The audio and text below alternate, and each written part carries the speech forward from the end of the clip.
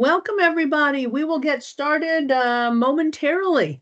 It is so nice to have you joining us here tonight for our final GPM 10 in 10 anniversary webinar. We can go ahead and start the meeting. We're going to be doing kind of a special edition here.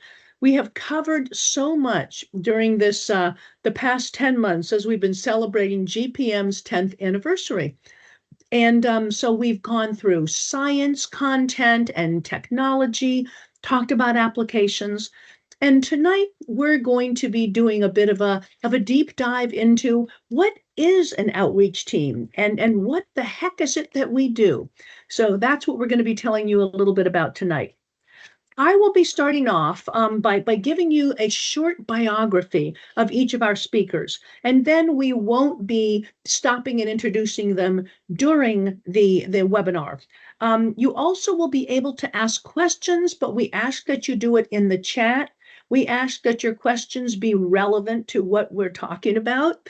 We're not going to be answering questions about black holes tonight because we're not going to be talking about black holes. So just be sure that your questions are relevant. And when our speaker is finished, each speaker will look back at the chat and work on answering your questions. So we're going to start off with me, myself, and I. I am the Education and Outreach Coordinator for the GPM mission. And I just basically have a passion for sharing information. I love communicating science and technology and applications to other people. And I've been a teacher for over 30 years. I came on to work with the GPM mission in 2011, and I have absolutely loved it. It has just been a total joy and an honor. Then we're going to hear from Kristen Weaver, one of our colleagues, and she is really giving one for the team here. She's joining us from Australia tonight. It was kind of a surprise trip that she is doing for work, not for GPM, but for the other hat the hat that she wears. She was with our GPM outreach team, and then she was snagged up by the Globe Observer group. So she'll tell us a little bit about her early days working with GPM and some of the things that she worked on pre-launch to get us going. And she is the deputy coordinator for the Globe Observer Project. And she was previously an outreach specialist for the Global Precipitation Measurement mission. Then we're going to be hearing from Jacob Reed, and he is the digital outreach lead for NASA's disaster program and the NASA's GPM mission. He has been with NASA also for 13 years, and he has built and managed multiple websites, including the GPM website. Then we're going to be hearing from Ryan Fitzgibbons. He's a video producer for the Earth Science missions, including GPM. After him, we're going to be hearing from Andrea Portier. She works with me. She's my colleague. We share an office, and she is the applications coordinator, excuse me, for the GPM mission. And then we're going to be finishing up with our fearless leader, excuse me, Dr. George Huffman, and he's the project scientist for GPM. And he'll be helping us understand where we're heading to in the future. So today is going to be looking behind, looking at where we've been in getting ourselves ready to pre-launch, to be able to do this outreach, which I'm going to be telling you about for the GPM mission. And then I'm going to talk a little bit about some of the things that we were doing during the launch. And then we're going to be finishing up with some of the post-launch resources. And finally, what is ahead. So let me go ahead and start to give you a little bit of some of the information about me and what I've been doing with the GPM education and public outreach. So this actually is my swan song. I am going to be retiring next month. It's bittersweet, as it always is when you retire from a job that you absolutely love. But I am absolutely enthralled with these 4 little human beings, my grandchildren, and they're going to be a big part of my retirement plan. Although I've got some other things in the hopper. There's always no end to the madness. My husband and I have a little bay cottage on the Chesapeake Bay that's been in his family for 100 years, and it needs a lot of work. I used to do stained glass and I haven't been able to return to it for decades, so I'm hoping to do that. And then I so enjoy getting together and actually having time to have lunch with some of my dear friends. So those are some of the things I'm looking forward to. Wow, I've had the most incredible ride with GPM Outreach. As you see here, there's some little tiny people. This was right after COVID during Earth Day. And part of the work that I love so much is that when you're involved in outreach, which is basically taking the incredible things that are being done by NASA, in my case, primarily with the Global Precipitation Measurement mission, which measures global precipitation, who would have thunk it, and also helping to understand other Earth science missions. Basically, what we do is we serve as connective tissue. So we work very closely with the scientists, the engineers, and then later during the course of our satellite mission, as our data started to be used more intensively by decision makers, we also started working with those folks who are utilizing our data in order to better protect and understand our home planet. So definitely that connective tissue is a part of it. Another part is being able to translate, working with incredibly talented scientists, engineers, video producers, web designers, and having an idea in my head, being able to talk with them, being able to brainstorm. One of the things that I've learned so much about, and this makes so much sense, is that there is no I in team. It's truly this amazing team effort. And by working together and working with each other and collaborating, we're just able to do these amazing things. And finally, I would have to say that outreach is all about networking, reaching within the NASA community and then reaching with outside of the NASA community to spread a lot of these amazing things that we're doing and that we know about, and also to reflect upon and learn from others. One of the things that I'm finishing up with in my career is something that I think does a great job of explaining part of what outreach is. The little fellow that you see there is Anish Kampala, and he is the Kennedy Center Junior Ambassador for the Arts and the Environment. And we were asked with GPM if we would be willing to have this young man come and visit Goddard Space Flight Center, interact with and get to know some of our key players with with Earth science, and then have a film crew do a mini documentary of him. So our very own George Huffman, our former project scientist Dahlia Kirschbaum, were part of the folks who were working with this young man, and just watching the film crew as they worked, and this young man, 10 years old, as he was engaged with these scientists and understanding how and why we're doing what we do to better understand the Earth. It was just everything that we're all about. And after that, I was invited just on Tuesday to go to the opening ceremony for the upcoming Earth to Space 2-week festival that will take place at the Kennedy Center this coming spring. And they planted a moon tree in honor of beginning this new 2-week festival that they're going to be having. So there I am on that lovely fall day that we enjoyed here in Maryland, being there for the ceremony of the moon tree. Another nice thing about doing outreach is that you're working with all ages across all stages. I have been able to pull my husband Glenn in often and have him come and help me out. One of the pictures that you see there, we were at the Strathmore Arts Hall, and we were kind of surprising people with science and letting them know what we do with the Global Precipitation Measurement mission. Then the picture next to that are some young people at Maryland, at the Maryland Day at University of Maryland. So we really do go across a huge multitude of different places and spaces to be able to share how and why we're measuring precipitation from space and how those data are being used.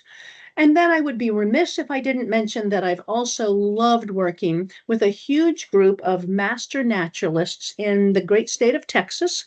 And I wanted to mention them because so many of them show up to enjoy these webinars that we've been having.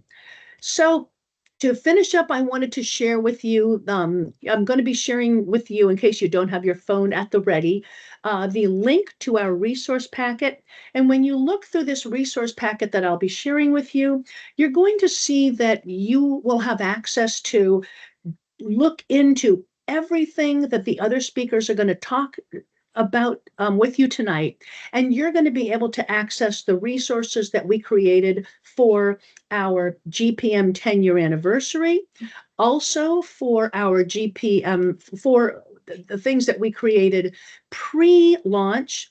And Kristen, like I say, will tell you a little bit more about that. And then you'll get a chance to see some of the things that we've been working on pre-launch, post-launch, during the launch from Jacob. Ryan will share with you a video which he produced that looks at 10 years of measuring global precipitation. And then Andrea is going to jump on and talk about some of the ways that she does outreach with people that are much more focused on science and are very interested in utilizing the data to help decision makers.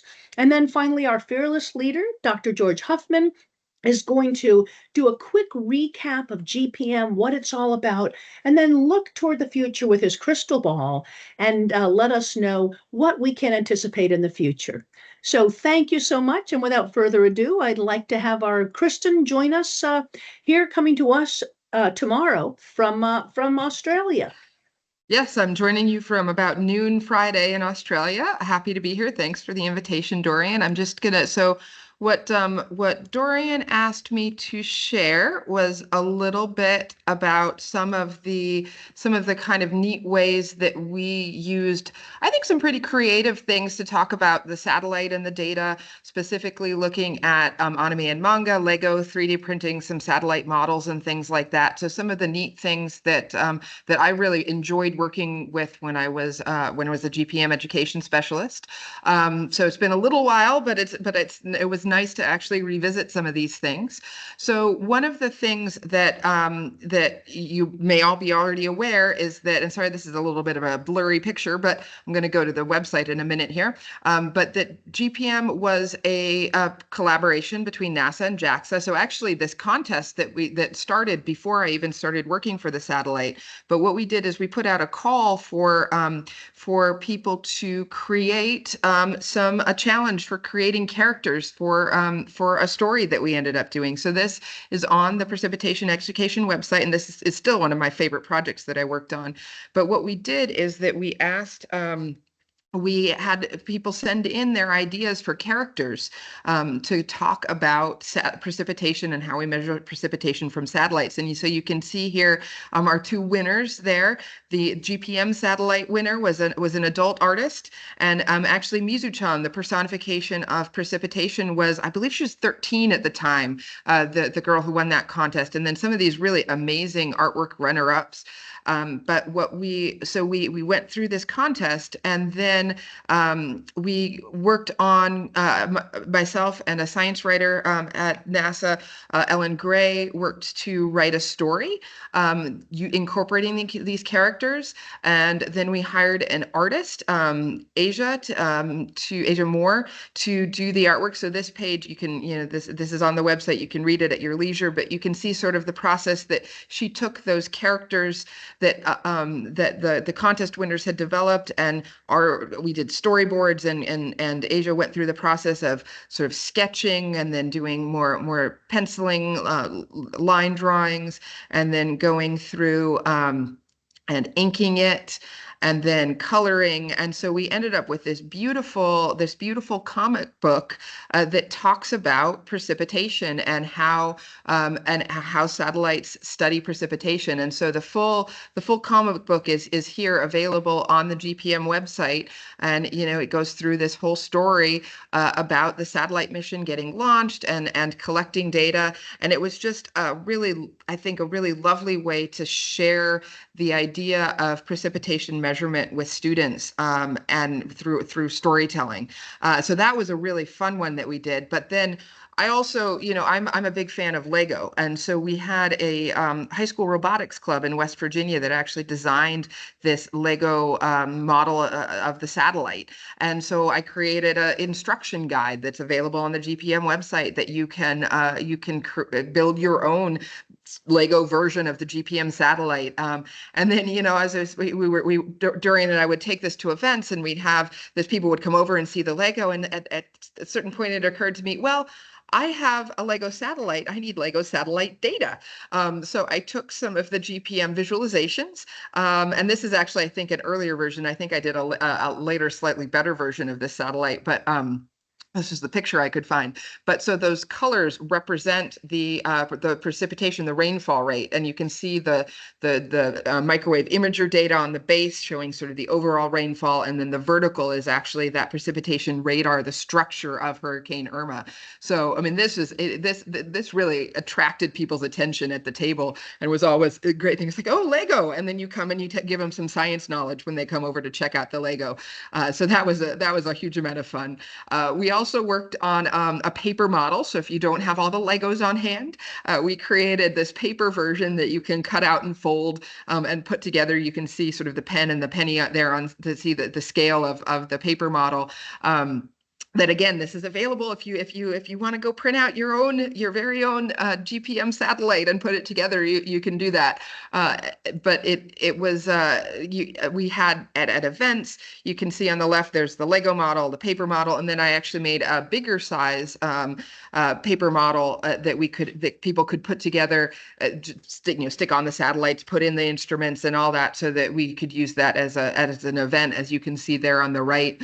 I don't remember which exactly event that was, but it was one I found a picture of. So the idea here was just using lots of creative ways as much as possible to teach people about the technology and the data that was generated. And then, I like to have fun with things. So for Christmas one year, I put the paper model of the satellite on top of my Christmas tree. And the right-hand picture is at the Odyssey of the Mind World Finals, which they do. Fancy hats is a thing that these Odyssey of the Mind teams do. So I decided, well, I am going to put the satellite on my hand. It was a little bit DIY, last minute. You can see I just used straws that I had on hand to try to get it up there. It was not something I necessarily planned to head for, but it was a lot of fun. Just all of these unusual ways to do the satellite. And then it turned out that we also there was a scientist. Joe Munchak, who I don't remember how we started doing this, but we started talking about the idea of, well, we have 3D data. Why don't we try to 3D print the data and show the satellites create actually three-dimensional renderings of this that are physical handheld things that you can put out on a table and have people look at. So on the upper left there is that same satellite from the Lego.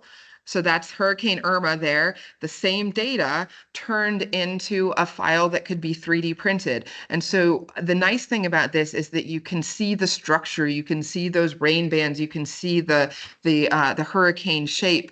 And so what we did, and these files are on our website if you want to 3D print them.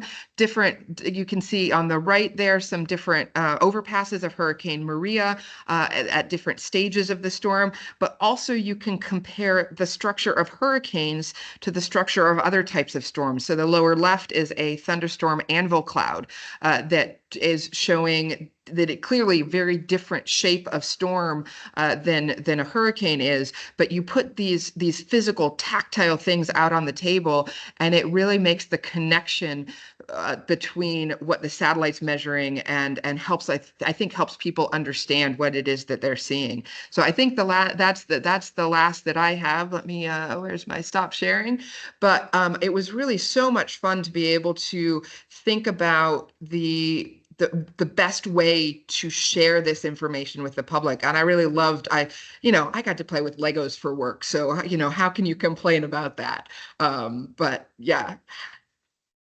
Kristen, thank you so much. That's just, one more, indication of all the dedication that you've put toward, GPM from, a decade ago and to the present time. And like you say, it's sure been a lot of fun. It's been a lot of work. There's been, we know as former teachers that, you're often giving a whole lot more time than that 40 hours a week. But it is so much fun in finding all these amazing ways to, share the cool things that we're learning about and that the scientists and engineers are doing, and find ways to make that accessible to large sections of the population. So thank you very, very much, Absolutely. Kristen.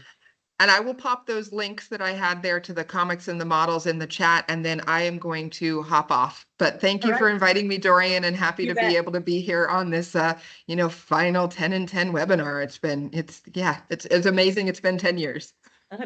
Thank you so much. Take care. All right, and next we're going to hear from Jacob Reed telling us about some of the incredible work that he's done to make sure that all of these resources and things continue to live on. So Jacob, without further ado, I'll just keep my mic on and let you know when I'm seeing your screen fully. Sure thing, yeah. All right, there we go. Does it look good? Looks good. You got it, bud. All right, great. So as mentioned, I'm Jacob Reed. I'm the digital outreach lead for the NASA Disasters Program and for GPM. So I split my time between GPM and disasters. So my role with both those programs is web development and social media. I built and I manage the GPM website that you see here at gpm.nasa.gov. Also built and managed the education website, and I help to manage the disasters website and do communications strategy and campaigns for the disasters program too. So I joined the team in 2010, so a couple years before launch. GPM launched in 2014, 2014. And one of my first tasks was to build a website for the mission and to teach people about the upcoming mission and the predecessor mission, TRIM, the tropical rainfall measuring mission. So and to provide people with information leading up to launch. So I built the site that you see here, but actually it was a different version back then. It looked a little bit different. We went through a visual refresh and rebuild of the site a couple years ago. So it's a bit more modern now. As you know, web standards change over time. So I'll just give you a quick overview of the GPM website in case you're not familiar with it and some of the things that you can learn on here, and different sections and resources that are available. So if you go to gpm.nasa.gov, you'll see this page. This is the front page of our site. You can navigate through the main sections with the top menu bar here. And you can also easily access our search tool or ask us questions through the contact form. And that'll put you in touch with me and some of the other GPM scientists who have a technical question. And then you'll see on this front panel, we have some of our featured articles. We're often writing stories about major extreme weather events, hurricanes, heavy rainfall, that sort of thing. So you'll see, a story about recent flooding rainfall in Spain that you may have read about in the news, or the rainfall from the recent Hurricane Milton that struck Florida. And then if you scroll down a bit, we've got information on some of the major sections of our site. So resources on how to access GPM data. Our GPM data directory is the main place if you're looking for data downloads. And we have a full directory with documentation and links and resources on all the different types of data available. And there are many different data sets associated with the GPM mission. And then data news will keep you up to date on any updates to the data products or outages, issues with the satellites, that sort of thing. In the center here, you can just get a brief overview of the mission, the GPM mission and the TRIM mission that preceded it. And then you'll see here a link to our 10th anniversary resources page, which has links to all these webinars that you've been seeing over the past year and other things we've been developing for the 10th anniversary celebration. And then on the right here, you'll learn about the NASA GPM applications, different uses of GPM data across different subject areas. And I think Andrea will be going into a deeper dive on that. If you keep scrolling down, you can see an animation of the past 7 days of GPM iMerge rainfall rates animated, so you can see Earth's precipitation in a single glance from the past week, which I think is really cool. And then you can learn more about iMerge and access iMerge data downloads with these links here. And then down at the bottom is just some additional resources, projects that are related. You know, NASA Disasters Program, who I also work for, uses GPM data for, you know, helping with hurricane support. Some upcoming events like these webinars, and then posts from one of our social media accounts, which is NASA Atmosphere. For many years, we were NASA Rain, and then we got consolidated to a joint NASA Atmosphere account with several of the other atmospheric-based missions. And so, yeah, then I'll go into some of the major sections of the site. So within missions, you can learn all about GPM, the GPM Core Observatory satellite, all the details of the instruments, diagram here of the major components. And then since we're talking about, you know, looking back, the launch campaign leading up to GPM, our whole team put a lot of effort into that, and educating people about the mission and getting people excited about the launch. So you can see a video of the satellite launching from Tanegashima Island on February 27th, 2014. And then if you're really interested, we have our Road to Launch blog, so you can see all the amazing steps that went into building the satellite in the US, testing it, shipping it over to our partners in Japan for integration and launch. So yeah, it was really a wild journey from building and conceptualizing the satellite to launch. Let's see, then one of the major things on our site is the extreme weather news. So some of those articles I mentioned on the front page would link to this, where you can see a history of all the different storms that, or many of the different storms that GPM has observed, and how it's been able to observe the precipitation and different characteristics of the storms over the years. And these go all the way back to the TRIM mission back in 2002. So we've been writing these stories for a while, and it's really fascinating to see the kinds of insights that satellites can unlock about tropical cyclones and hurricanes. In the data section, if you're a researcher or want to use GPM for your application area, for your community, this is a great place to go. So we have some beginner resources like training and tutorials, data visualization tools if you want to just see what the data looks like in various different ways. Our precipitation applications viewer has landslide likeliness, a landslide model that you can view that's based off of iMerge precipitation data. And then NASA Worldview is another tool that lets you see GPM data and data from a lot of other NASA satellites. And Giovanni is a great tool for doing more detailed custom visualizations for GPM data and other NASA data sets. And then the data directory, if you are a researcher, this is really where you'd want to go to find the actual raw data of the GPM satellite and the merged iMerge data set, which is our global gridded data set. So there's different flavors with different latencies. The early run is the most low latency version of iMerge, and then final run is the research quality, which has a bit longer latency to being produced. And on each of these, you can click and learn all about the details of the different data sets. Level 1 data is like the raw data from the satellite, the brightness temperatures from the instruments. And then moving on to applications, and Andrea will cover this more, but you can learn about the different subject areas, topics that GPM can help scientists and communities understand better, like ecology, energy, health, and weather, extreme weather events. And you can also learn about some of the people that have been using GPM data in their work, examples of how GPM data is improving life around the world. Science really dives into the science behind precipitation measurement, so you can really learn how remote sensing works, and satellite instruments are able to help us learn about the characteristics of the water cycle and storm structure and how storms form and intensify. And then resources is sort of a catch-all for various different things. The 3D printed hurricanes that Kristen mentioned are here. Links to publications and different documents and images and videos from GPM. And then if you click education, that actually takes you to a completely separate website that we built, specifically targeted at the education community and at students and teachers to provide lesson plans, videos, and other resources to help learn about precipitation measurement and satellites. So we've divided the content into 4 major sections: the water cycle, weather and climate, technology, and societal applications. And then you'll see at the top, you can go to resources and programs. So these are sort of some of the ongoing activities and resources that some of which you can get involved in, like our 10-year anniversary celebration, or the GPM mentorship program, where you can work with GPM scientists to help with your projects that you may be working on. And then GPM Originals is some of the original lesson plans and resources that our team has developed. Mainly our friend Dorian, who's leading this webinar.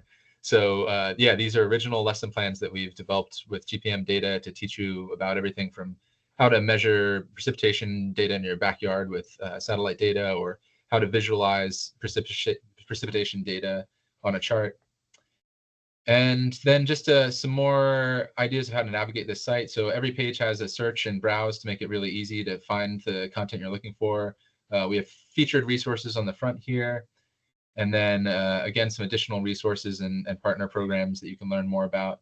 And if you click on any of these subject areas, it sort of breaks down what that area is about and has some featured resources. And then you can also browse within the resources to get the actual data and or the lessons or resources there. And so yeah, the last thing I'll leave you with is the social media for GPM. So we manage mainly 2 accounts, NASA Atmosphere on X, formerly Twitter, or NASA Atmosphere on Facebook. So let's see if I can find that link. So here's our Facebook account there, and you know, we post our latest news stories, different opportunities or events and training opportunities that we have coming up, and not just for GPM, but for other atmosphere observing missions that NASA has going on. And then let's see, and here's our Twitter account. Let's see if you can see that. And yeah, so that's a collection of our different web resources that I help manage for the team. And yeah, it's been really a privilege to be able to work on this and help the mission over the years. Wow, Jacob, thank you so much. It's so hard to take all of this information and push it into a nutshell, but everybody's doing a great job. This is awesome. And by the way, speaking of a great job, thank you so much, Andrea, working behind the scenes. For whatever reason, I cannot post in the chat, nor am I able to see anything other than my posts, which apparently are not being seen in the chat. So Andrea is going to be posting the link for the resource packet, and the resource packet is kind of a website using Esri Story Map software, and it will have all of those things Jacob was just talking about, because I know it's a lot of information being thrown at you, the things Kristen was talking about, and then it will have everything that other folks are going to talk about too, but in much more detail. All right, well, let's take it away then with Ryan Fitzgibbons, our video producer. Hey, thanks, Dorian. Yeah, so I am a video producer. I've been at Goddard since 2008 and got onto GPM early in about 2011, and was tasked with making videos explaining all the different science goals, things about instruments, introducing kind of the main players, the scientists and engineers. And so that's been, to Jacob's point, it has been a privilege to work on this mission, because I get to talk to scientists like George Huffman and others and go, hey, just explain your science to me, and then I'll tell other people about it. So I get to ask all the dumb questions, and then I get to look I get to look smart, because I took scientists explanations and kind of mold them into something that hopefully that is palatable to the public, and that's fun. I like that part. So I just wanted to show one thing, kind of building off of what Jacob added with the just to kind of show where all these video, in particular video and animation and visualization resources had, and then I was going to show this 10th anniversary video. So I'm going to share this. Okay. And And Dorian, are we seeing that? Right now I'm seeing it small. Oh, I think I scared. I share. Oh, you know what? Sorry. I see the I grand practiced it and I canyon, messed think. it up. Okay. Sorry. Share. Include sound. I gotta remember that. And then this. Okay. How about now? Can you see the site?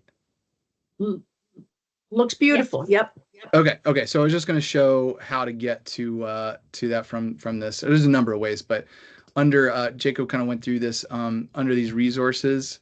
You can go to videos too, but if you want to go to kind of find all of our stuff on the SVS, which is the Scientific Visualization Studio, Media and Press Resources, broadcast quality.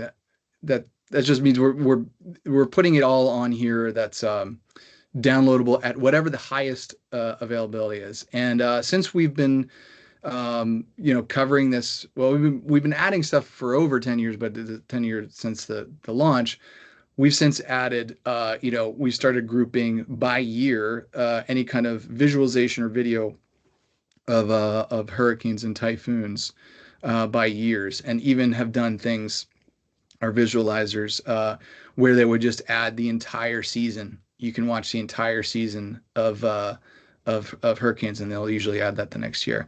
And these are all downloadable in various resolutions, and a lot of them will have like different layers if you just want a still version or something, you want an alpha channel.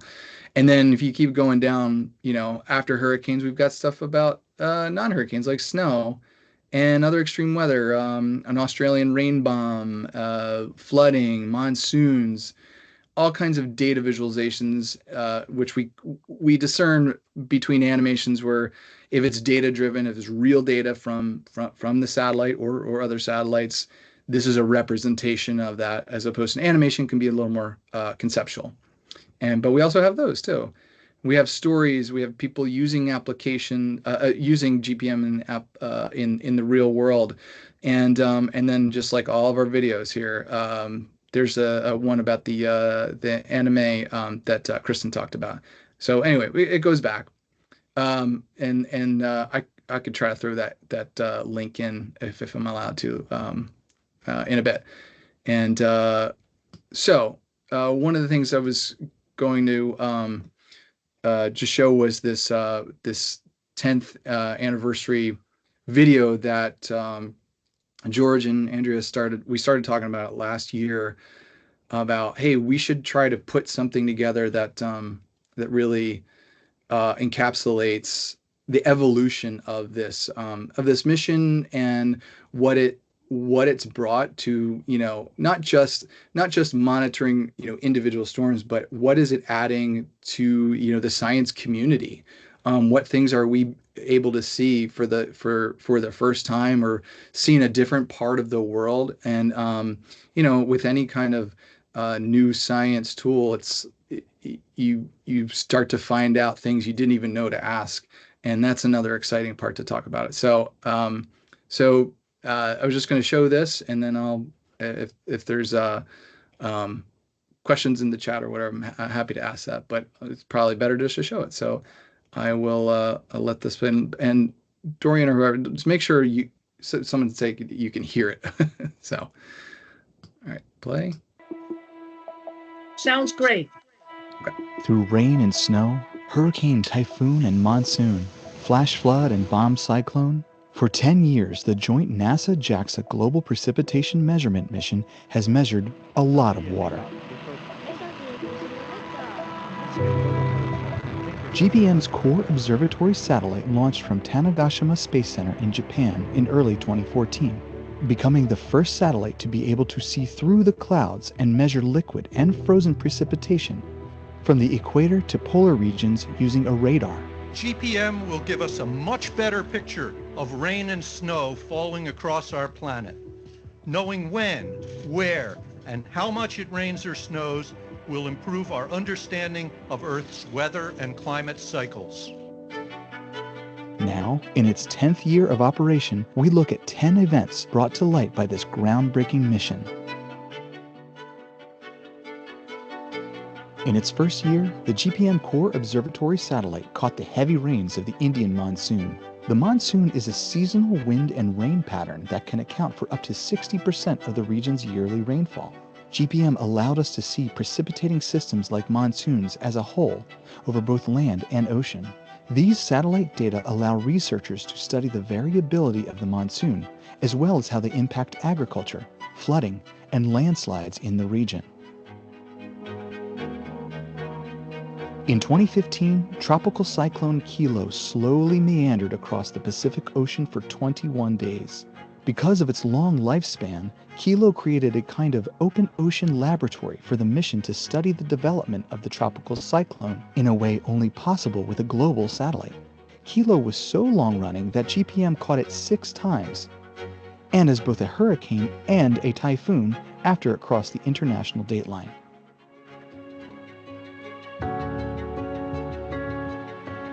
In September 2016, Matthew became the first Category 5 hurricane in almost 10 years. It strengthened from a Category 1 to a 5 in less than 24 hours, leaving a wake of destruction in its path. As Matthew traveled through the Caribbean, data from GPM and a suite of other satellites allowed researchers to create a multidimensional picture of the hurricane in order to study the complex atmospheric interactions.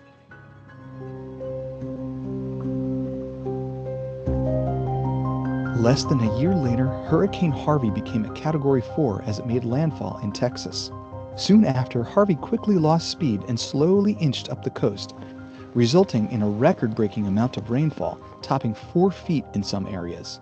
GPM was able to track Harvey and the ensuing flooding because of its product called iMERGE, the Integrated Multi-Satellite Retrievals for GPM.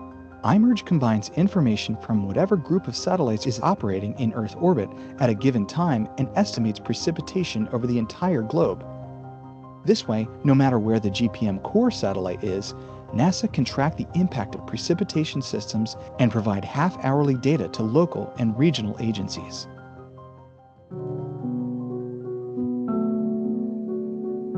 It isn't just for rain. In fact, GPM became the first NASA satellite to measure the full range of light and heavy rain and falling snow. In January 2018, GPM observed a rapidly intensifying, or BOM, cyclone, which is marked by an extreme drop in central pressure of the system. The radiometer and radar instruments on the GPM Core Observatory allow it to see inside the storm and observe the frozen precipitation high atop the clouds. It can measure, layer by layer, the size and distribution of snow particles, which can help improve the numerical weather forecasts of snowfall.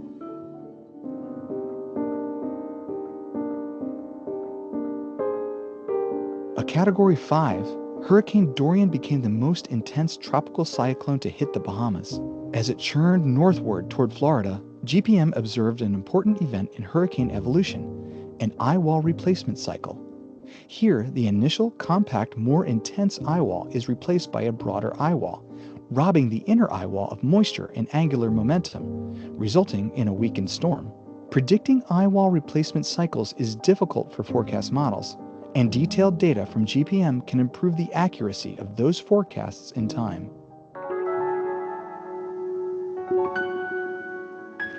Hurricane Laura was the strongest hurricane to make landfall in Louisiana in over 50 years. To study it closely, the GPM Core Observatory's instruments were able to quantify and compare the distribution of precipitation drop sizes. It sounds like too fine a detail, but drop size distribution can tell researchers how droplets are colliding and coalescing within the storm before, during, and after landfall. This close look at the microphysical environment can help improve numerical weather forecasts and complex climate models.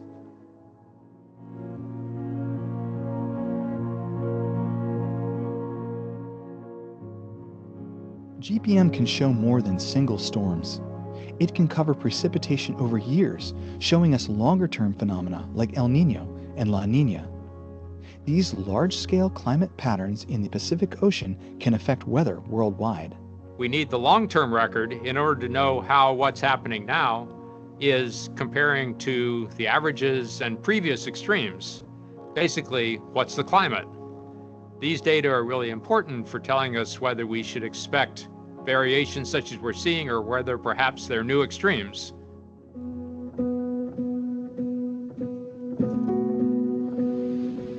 A big part of the GPM story is seeing the extremes, both near and far. Early 2022 brought Australia's worst recorded flooding disasters. With iMERGE, GPM was able to track and measure the heavy and persistent rainfall from a series of storms that battered the northwest and east of Australia. Providing half-hourly rainfall estimates for agencies and resource managers around the globe has revolutionized the tools to help with floods, droughts, agriculture, and disease outbreaks.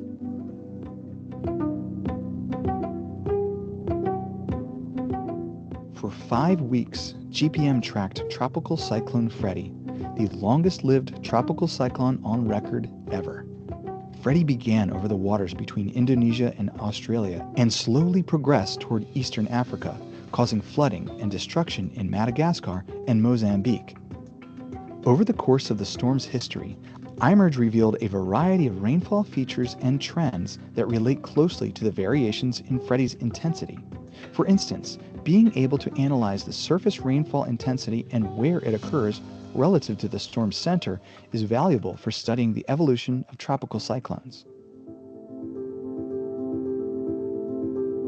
When it comes to climate, what is normal? That's kind of a big question. But providing the best picture of what's actually happening is climatology. And GPM has made big strides in defining the annual cycle of precipitation climatology. GPM isn't alone. It stands on the shoulders of its predecessor, TRMM, the Tropical Rainfall Measuring Mission. With TRMM's launch in 1997, developing a fine-scale global precipitation record began in earnest. And while TRMM lasted until 2015, it built the foundation of that long record. Today, GPM not only has added another decade of data, but reanalyzed TRMM's data with modern algorithms. This long and growing record gives climate researchers a good estimate of what their models and results should reveal in the current era.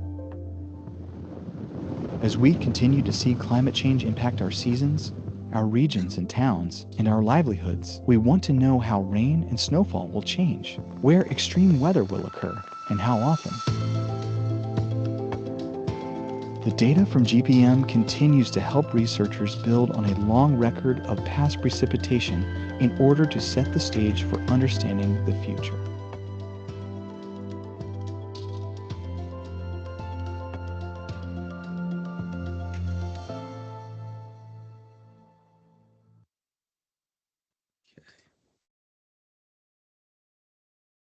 Okay, so that's probably a good chunk of time, so I'll just leave it at that, and we can move on. Hey, thank you so much. Really appreciate it. It's cool to see the person who's the voice behind so many of these videos, and also who's pulled these ideas together. And you can go to that resource packet that the link is being shared, and you will find that entire video, and you'll also find the things that Ryan was talking about, that SVS list of the various videos that relate to the GPM mission, as well as those videos that were done pre-launch. So next, let's hear from Andrea. Tell us a little bit about, okay, so some of the work, a lot of the work that Kristen and I were doing is focused on the general public. Give us a feel for how you make this kind of, you do a much more specific dive to help people that are in the science community better understand and know what's available. Thanks, Dorian. Can you hear me and see my screen? I hear you fine, and you're looking great. Awesome. Thank you. And thanks, Dorian, for having me on this webinar. I'm really excited to talk about what I do. As Dorian mentioned, I am the GPM applications lead. So the goal of my job is really to understand how people are using the GPM data specifically for decision making that directly benefits society. But also, I want to create awareness of how you can use it and understand. And I'll talk about why this is really important. But I do want to say, since everyone else said this, is I started in very late 2017, so almost 2018, And so a lot of material was already underway, a lot of efforts, and that goes to a huge shout out to the GPM team that's already spoken. So I just want to say I'm incredibly thankful to have worked with you all and to continue working with you all, because it's been a fun ride and I hope it continues to be. So, all right, so let's get started. As you know, I think if you've been part of these previous seminars and also from talking and hearing from Ryan's amazing video, is that GPM has the capabilities of seeing inside the storm, but we also can provide information of where, when, and how much rainfall or precipitation, such as rain and snowfall, is all over the world. That can be extremely beneficial to a range of organizations. And so when we talk about that, we're really talking about these organizations that are not just conducting research, but are using this data specifically for decisions that can impact us and around the globe. So we have people that are monitoring precipitation changes that are associated with animal migration patterns.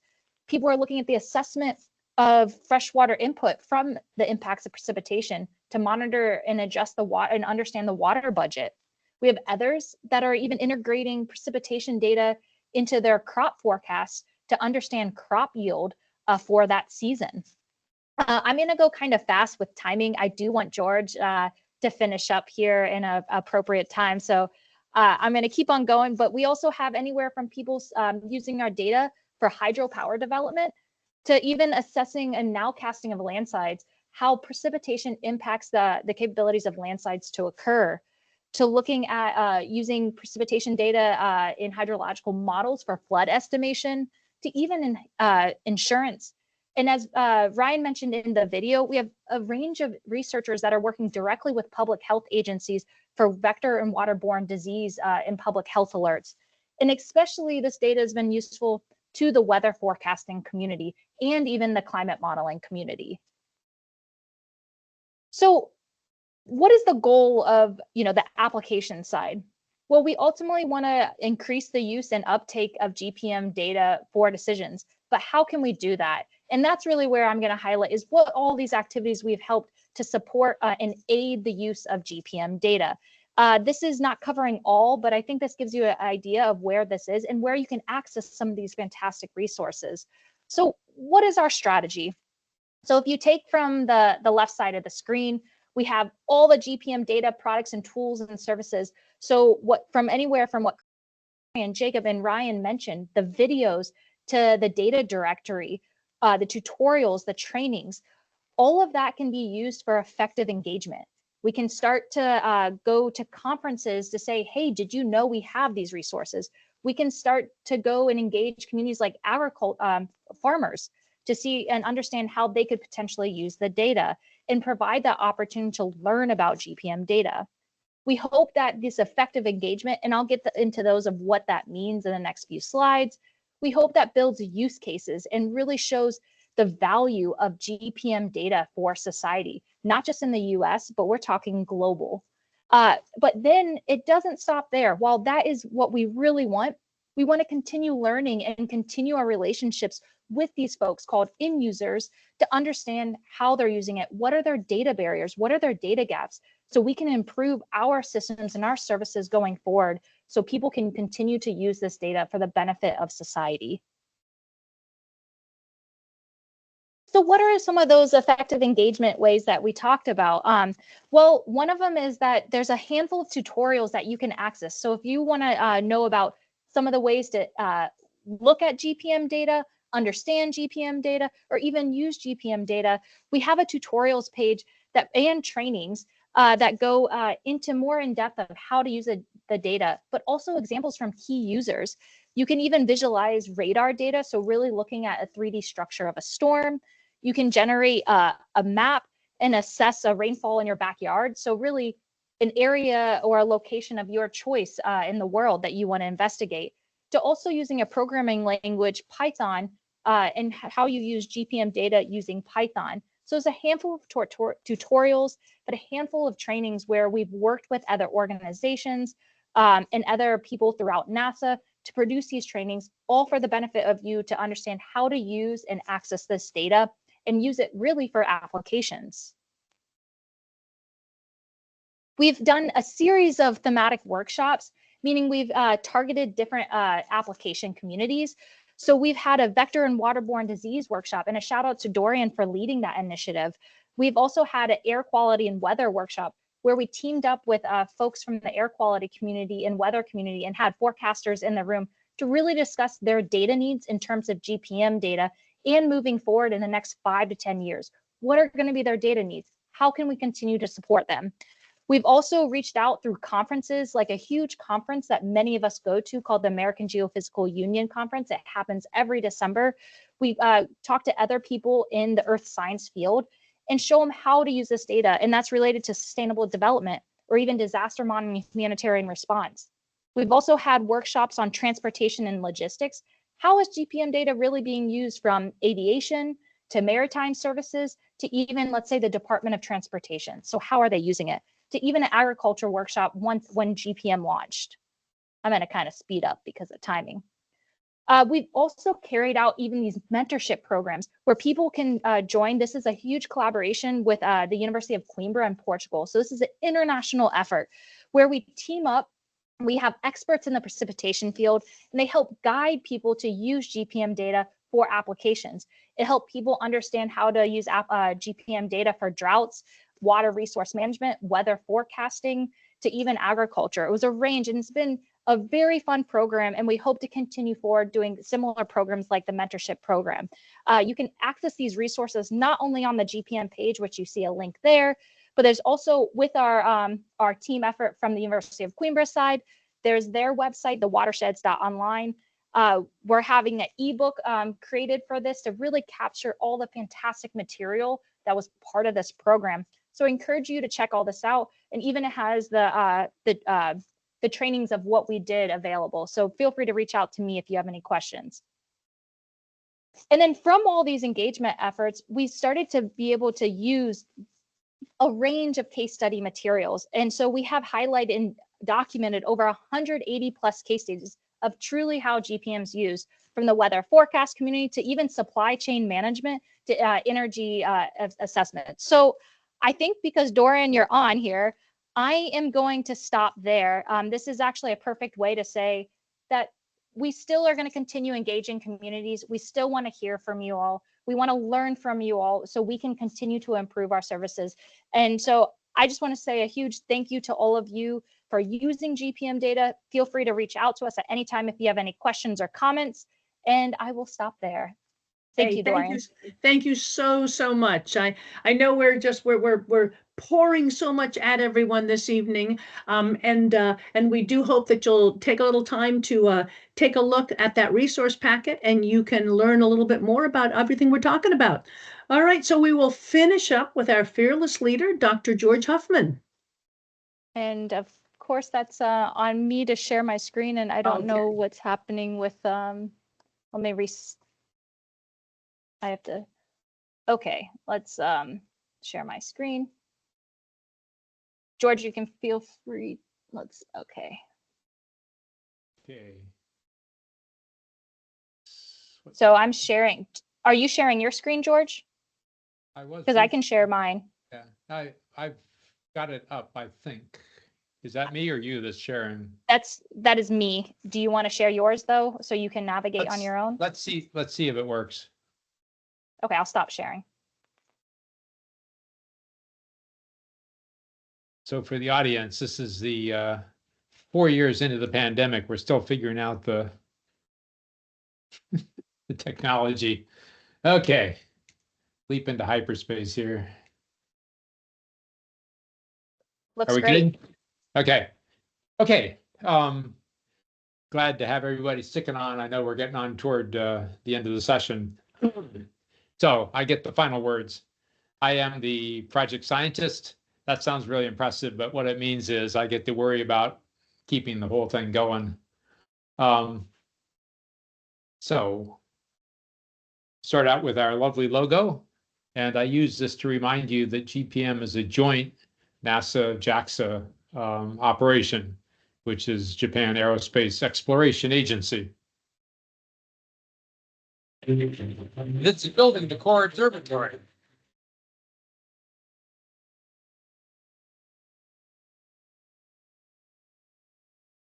Notice how big it is, how many people it takes.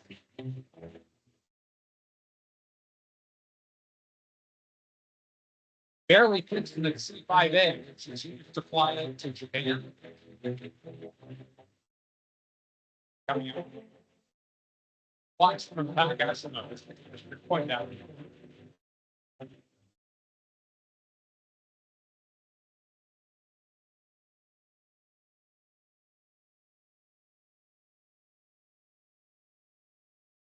So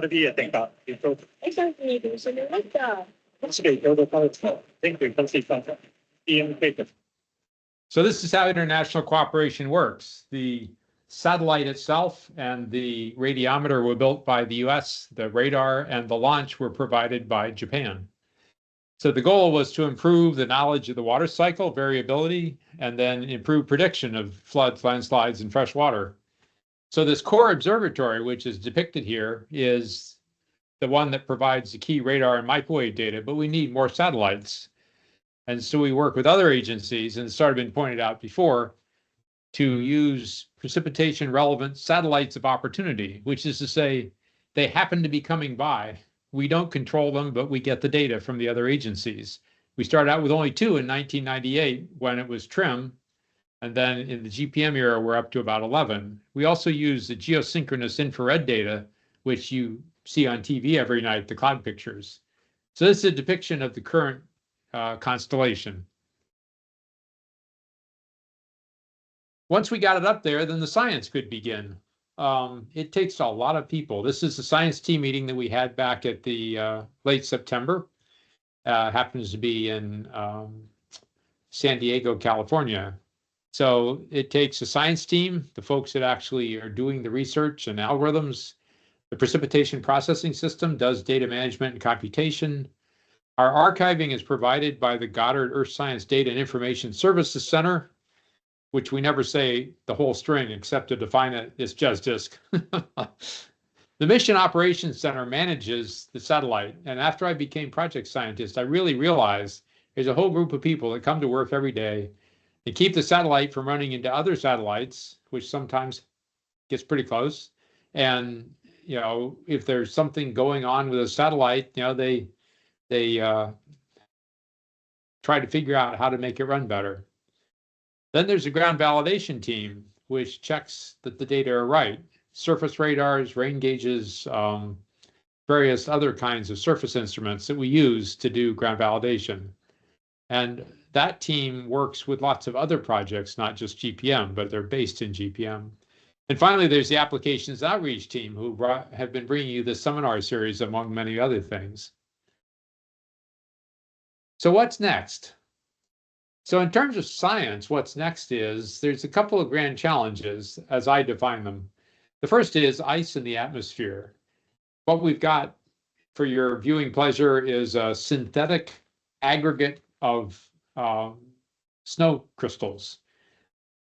We need to know how all the different kinds of ice crystals that we find in the atmosphere affect the upwelling radiant energy, which is a fancy way of saying that's the thing that we actually sense from the satellites. And then how do we use the few channels of satellite data that we have to figure out which of the many ice crystals are present in any given cloud? This turns out to be a really gnarly problem. And so that's why I call it a grand challenge. But answering these questions is really key to using the available satellite data to do the estimation of rain and snowfall, which is what we've been talking about.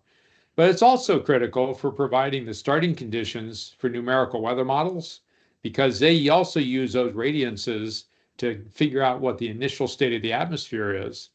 And within each numerical model, as the model progresses, it uses what's called microphysics, microphysical parameterizations, to compute what the various kinds of ice are.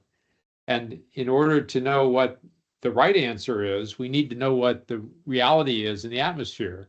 Right now, that's a big problem. So we have lots of work to do with ice in the atmosphere. The second grand challenge that I think we confront today is vertical velocities in clouds. We don't really know to good approximation how vertical velocities behave inside clouds of different types and at different points in their life cycles. The creation and motion of the total condensation, which is what's depicted here, is strongly dependent on the vertical velocity. If you have the vertical velocities are stronger, it pushes the moisture further up in the atmosphere, but perhaps starves the early part of the cloud in terms of the amount of moisture that it can access. So once again, a grand challenge. That's directly related to the other part of what's next, which is the satellites and sensors. And here I'm sort of restricting it to NASA because we're not the only agency by any means. There is a small satellite program called INCUS, which will start in early 2027, which has 3 small sat radars and 1 microwave radiometer. And they're basically focused on the time changes in convection. And notice that I have cleverly put in dark red convection issues, and sort of the butterscotch color is ice issues. There's a second small satellite called Portier, which has sub-millimeter radiometers, which are looking at the ice at the top of the clouds. Then there's a whole mission called Atmospheric Observing System, or AOS, has multiple components. There is a PMM, which is a JAXA satellite carrying a radar, and a CNES, which is French space agency, sub-millimeter radiometer. So it's both radar for convection and radiometer for the ice. There's AOS Storm, which is launched with PMM, which carries the second CNES radiometer. And that gives, between the 2 radiometers, it gives you time changes in the convective clouds, specifically looking at ice. There's a satellite referred to as AOS Sky, somewhere around 2032 for that launch, which will carry a sub-millimeter radiometer looking at ice, and AOS Cloud, which is expected, a little more speculative, but expected to launch around 2032, carrying a radar for convection. So I've tried to be really brief here because I knew I was at the end. The good news is the core observatory is functioning really well. The JAXA NASA partnership is working really well. It started back in the early 80s when JAXA was called something else, but still the space agency for Japan. And GPM is, in fact, as mentioned before, contributing significantly to the precipitation science and applications. We have more years for doing good work, likely into the early 2030s. So that will extend the record another, let's say 8 years. That's really important in this era where the climate seems to be changing. Finally, I would be remiss not to be the one to thank the organizers for these seminars, specifically Dorian and Andrea, as well as the many speakers who contributed their time, slides, and thought processes to bring this to you. And with that, there's some contact information at the bottom, and the visualization is one of these SVS. It's 4285. If you go after 4285 in SVS, you'll find it updated every hour. So you can see what's happening around the world with precipitation, thanks to GPM, every hour for the full globe. And with that, I will end. Thank you. Wow. Amazing. Thank you so much. And thank all of you for joining us this evening. We do hope that you'll take a look at that resource packet and learn a little bit more. And just thanks so much for being the reason why we work so hard at Outreach.